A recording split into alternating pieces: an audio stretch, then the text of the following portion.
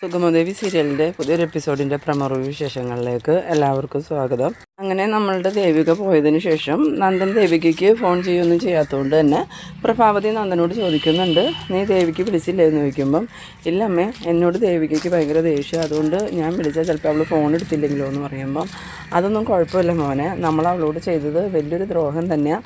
ആ ഒരു ദേഷ്യവും വിഷമവും നമ്മളോട് രണ്ടുപേരോടും അവൾക്കുണ്ട്. അതിന് ദേവികയെ കുറ്റം പറയാൻ പറ്റില്ല. നമ്മൾ അവളോട് ചെയ്തത് അത്രയ്ക്കും വലിയ ദ്രോഹമല്ലേ. ഒരിക്കലും അനുമതി കൊടുക്കാൻ പാടില്ലാത്ത ഒരു പ്ലാന്റിന് നമ്മൾ കാരണം അവൾ അനുമതി കൊടുത്തു. എന്തായാലും അതൊക്കെ മറന്ന് നന്ദന അവളെ ഒന്ന് വിളിക്കുന്നു. അങ്ങനെ നന്ദനാണെങ്കിൽ ഫോണെടുത്ത് ദേവികയെ വിളിക്കുന്നുണ്ട്. വിളിക്കുന്ന സമയത്ത് നന്ദൻ്റെ കോള് വരുന്ന കാണുന്നുണ്ടെങ്കിലും ദേവികയാണെങ്കിൽ ആദ്യം കോൾ അറ്റൻഡ് ചെയ്യുന്നില്ല. പിന്നീട് ദേവിക എന്തിനായിരിക്കും നന്ദൻ വിളിക്കണേന്ന് ഓർത്ത് തിരിച്ച് വിളിക്കുന്ന സമയത്ത് അപ്പോഴേക്കും നമ്മളുടെ ഇസബല്ലയാണെങ്കിൽ നന്ദൻ്റെ ഫോണിലേക്ക് വിളിക്കുന്നുണ്ട്. വേഗം തന്നെ നന്ദൻ ഫോണെടുത്ത് ഇസബല്ലയോട് സംസാരിക്കുന്നുണ്ട്. ആ സമയത്ത് വീണ്ടും ദേവിക കോൾ ചെയ്തുകൊണ്ടിരിക്കുമ്പം നന്ദനാണെങ്കിൽ ഇസബല്ലയോട് പറയുന്നുണ്ട്, ദേവിയുടെ കോള് ഫോണിലേക്ക് വന്നുകൊണ്ടിരിക്കുന്നുണ്ട്. ആ സമയത്ത് ഇസബല്ല ചോദിക്കുന്നുണ്ട്, ദേവിക വിളിച്ചിട്ടും നന്ദൻ ഫോൺ എടുക്കാതെ എൻ്റെ കോളിനല്ലേ ഇമ്പോർട്ടൻ്റ് കൊടുക്കണേന്നും ചോദിച്ചുകൊണ്ട് നല്ല നന്ദനാന്നും പറഞ്ഞ് ഫോണിൽ കൂടെ തന്നെ നന്ദനെ കിസ് ചെയ്യുന്നുണ്ട്. ആ സമയത്ത് നന്ദനാണെങ്കിൽ ആകെ ഷോക്കാവുന്നുണ്ട്. ഇതെന്താ ഇസബല്ല ഇങ്ങനെയൊക്കെ പെരുമാറണേന്ന് വിചാരിച്ചു തന്നെ.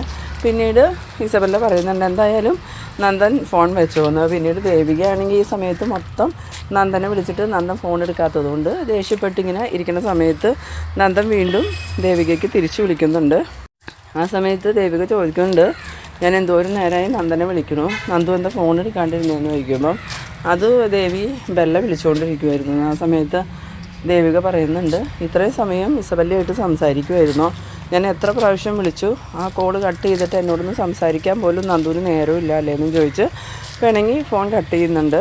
പിന്നീട് കാണിക്കുന്നത് നമ്മളുടെ മുരളീനെയും ദേവികേനെയാണ്. ദേവികയാണെങ്കിൽ ഈ ബെല്ലയുടെയും നന്ദൻ്റെയും കാര്യങ്ങളെല്ലാം ഈ മുരളിയോട് പറയുന്നുണ്ട്. ആ സമയത്ത് മുരളി ദേവികയോട് പറയുന്നുണ്ട്, ഇവർ തമ്മിൽ നമ്മൾ വിചാരിക്കുന്നതിൻ്റെ അപ്പുറത്ത് എന്തോ ഒരു ബന്ധമുണ്ട്, ഇല്ലെങ്കിൽ പിന്നെ ഇസബല്ലേനെ ഇത്രയും അനുസരിച്ച് നന്ദന് നടക്കേണ്ട കാര്യമില്ലല്ലോ എന്ന് പറയുമ്പം ദേവിക പറയുന്നുണ്ട്, അത് മുരളിയേട്ടൻ പറഞ്ഞത് നേരെ, ഇസബല്ലയുടെ അനുവാദം ഇല്ലാതെ നന്ദു ഇപ്പോൾ ഒന്നും ചെയ്യില്ല എന്ന്. ഈ കെവിനും ഇസബല്ലയും നന്ദുവിനെ ഏത് രീതിയിലാണ് സ്വാധീനിച്ചിരിക്കണേന്ന് നമുക്ക് മനസ്സിലാവണില്ലല്ലോ ദേവിക.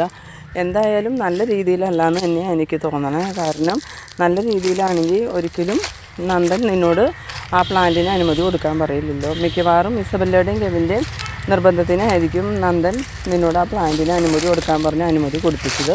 ഇവർക്ക് വേറെ എന്തൊക്കെയോ ലക്ഷ്യങ്ങളുണ്ടെന്നാണ് എനിക്ക് തോന്നണേന്ന് പറയുമ്പം ദേവിക പറയുന്നുണ്ട്, അത് എനിക്കും തോന്നുന്നുണ്ട് മുരളിയേട്ടാ. എന്തായാലും നോക്കാം നമുക്കിത് എവിടം വരെ പോകുന്നു.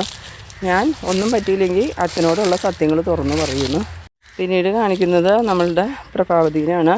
പ്രഭാവതി ആണെങ്കിൽ നന്ദനോട് വന്നിട്ട് ചോദിക്കുന്നുണ്ട്, നന്ദ നീ ദേവികയ്ക്ക് വിളിച്ചോ എന്ന് ചോദിക്കുമ്പം, ഞാൻ വിളിച്ചു അമ്മേ, അന്നേരം അവൾ ഫോൺ എടുത്തില്ല, എന്നിട്ട് പിന്നെ വിളിച്ചില്ലേ എന്ന് ചോദിക്കുമ്പം അപ്പോഴേക്കും ഇസബല്ല എനിക്ക് ഫോൺ ചെയ്തതുകൊണ്ട് പിന്നെ ദേവി വിളിച്ചപ്പോൾ എനിക്ക് ഫോൺ എടുക്കാൻ പറ്റിയില്ല. അത് കഴിഞ്ഞ് ഞാൻ വിളിച്ചപ്പം ഇത്രയും നേരം വിളിച്ചിട്ട് ഫോൺ എടുത്തില്ല എന്ന് പറഞ്ഞ് ദേഷ്യപ്പെട്ട് ദേവി കോള് കട്ട് ചെയ്തു എന്ന്. അത് കേട്ടതും പ്രഭാവതി പറയുന്നുണ്ട്, നീ എന്ത് പണിയാണ് നന്ദ കാണിച്ചത്? ഇസബല്ല വിളിച്ചുകൊണ്ടിരുന്നപ്പം ദേവിക വിളിച്ചപ്പോൾ ഫോൺ കട്ട് ചെയ്തിട്ട് ദേവികയുടെ കോൾ അറ്റൻഡ് ചെയ്യുന്നുണ്ടായിരുന്നോ?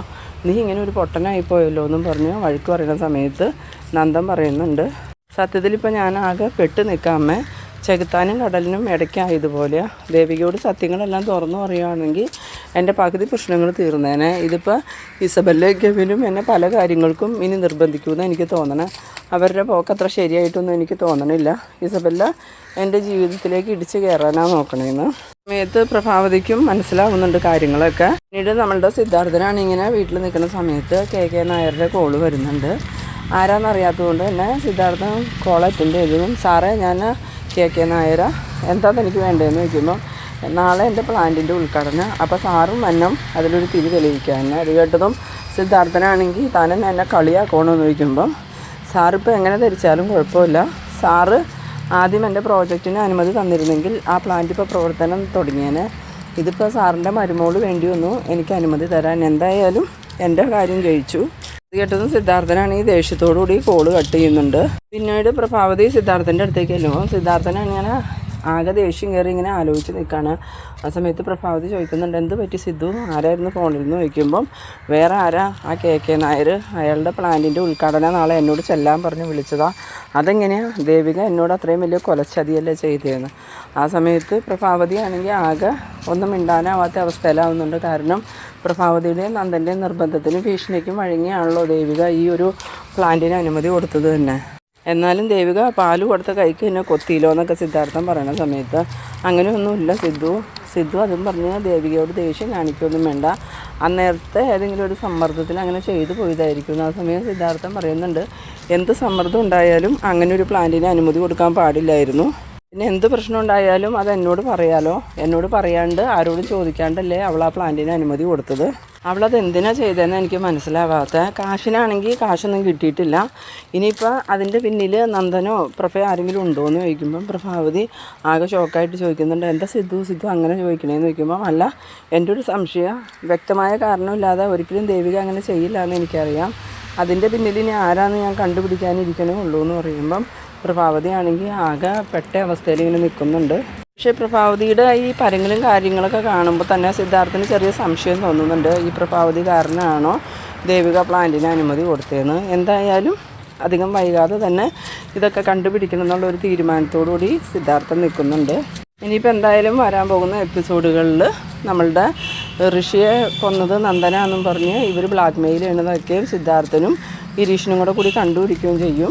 ഇവരുടെ എല്ലാവരുടെയും പ്ലാൻ കയ്യോടുകൂടി പൊളിച്ചു കൊടുക്കുകയും ചെയ്യും. അങ്ങനെയുള്ള എപ്പിസോഡുകൾ തന്നെയായിട്ട് ഇനി വരാൻ പോകുന്നത്. ഇപ്പം തന്നെ നമ്മളുടെ അരുന്ധതിക്ക് ഈ കെവിൻ്റെയും ഇസബല്ലയുടെയും രീതികളോടൊന്നും ഒരു താല്പര്യമില്ല. ഈ ചന്ദ്രോത്തുകാരെ ഇനി ഉപദ്രവിക്കേണ്ടെന്ന് തന്നെയാണ് അരുന്ധതി പറയണത്. പക്ഷേ ഇവരാണെങ്കിൽ അതൊട്ട് കേൾക്കണമില്ല.